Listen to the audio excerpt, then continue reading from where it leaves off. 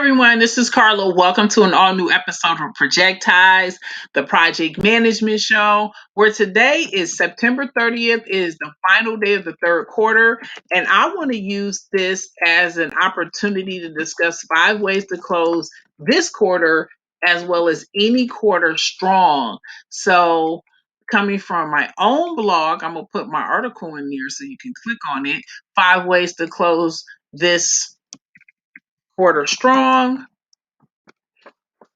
because I want to use this as an opportunity to help people. Number one is to do an as is and to be analyses. So I'm taking this from business analysis, and as is current, to be is future. So you look at your as is and see how you want to be in the future. You can either go forward integration or back forward deduction or backward deduction. But doing that and those two analyses is very important. We sometimes call them changes of state, your current state to your future state. And just doing that, knowing where you are right now, would be very, very helpful. So that's something that I do, want you to do first. Number one is as is, which is your current state, and your to be, which is your future state. The number two thing is examine your current metrics. After you do your as is, examine your current metrics. And the reason why I do that is because even in the midst, it took like a literal pandemic for people to review their rules, their regulations, their standard operating procedures. Remember earlier around March when you had to put people home for the quarantine, nobody had a telework, a telecommute policy, but examining your current metrics to see whether or not what you're currently doing is current and relevant to where you are right now. So that's important. That's the second thing that you need to check out and look at. Number three is survey your industry landscape. Uh, I do that every quarter. So every quarter I assess, my progress, what I could have worked on, what didn't do well, what do I want to drop, what if something is underperforming, do I feel I can continue the next 90 days?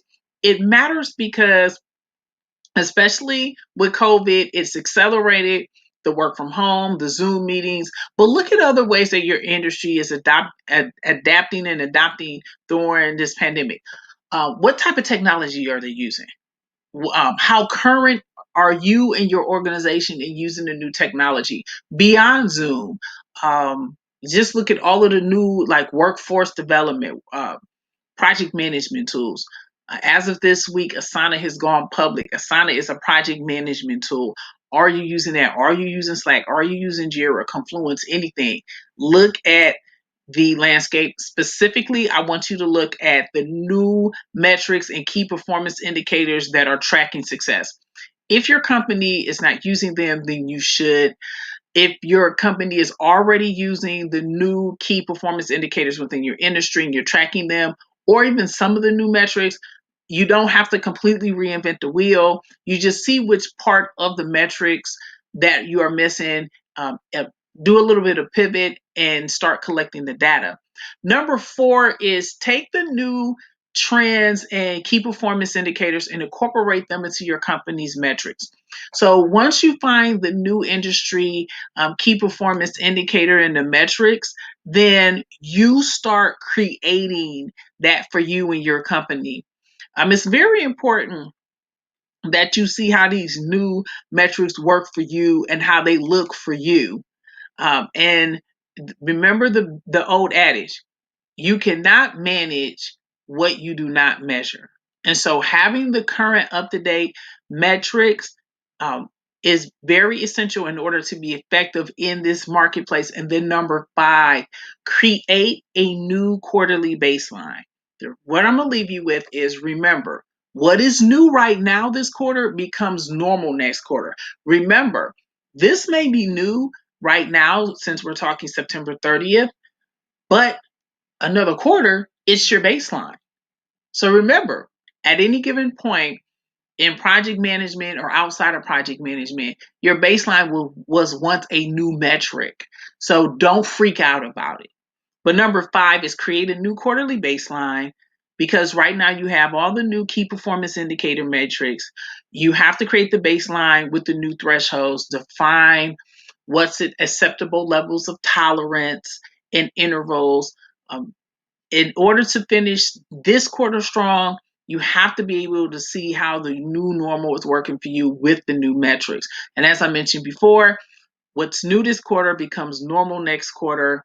And these are your top 5 things, these top 5 ways to close out your quarter strong, not just third quarter, but any quarter. So I'm going to review it. Number 1 is do an as is to be analyses. Number 2 is examine your current metrics.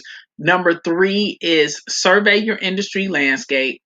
Number 4 is take the new trends, key performance indicators, and incorporate them into your company's metrics. And then number 5 is create a new quarterly baseline. So these are the 5 ways to close it. And I'm also going to put the article again in the timeline so that you can see it.